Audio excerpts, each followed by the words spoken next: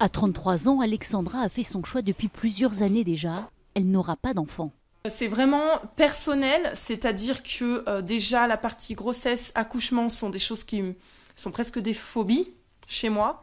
Ensuite, le fait d'avoir la responsabilité de la vie d'un autre être humain, ça me paraît un petit peu trop gros pour moi. Une décision qui a mis fin à sa dernière longue relation. Parfois incompris ou surprenant, ce choix est pourtant respecté par ses amis déjà parents.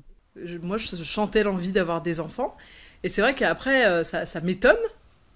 Mais je veux dire, tant qu'elle est bien comme elle est, je veux dire, il faut qu'elle fasse comme elle a envie surtout, quoi. Et les raisons de ce non-désir d'enfant sont multiples. Parce que c'est des femmes qui ont une vie accomplie.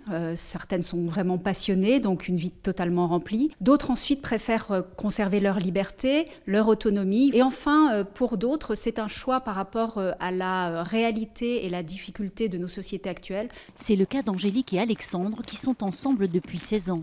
C'est vrai que c'est un choix que les gens ont du mal à comprendre, mais qu'on assume. Et c'est vrai qu'on, comme je dis, on ne veut pas faire un enfant pour faire comme tout le monde. C'est pas parce qu'on est en âge d'avoir des enfants et qu'on est en capacité de pouvoir faire des enfants qu'il y a obligation d'avoir des enfants. En France, près de 5% de la population ne veut pas avoir d'enfants.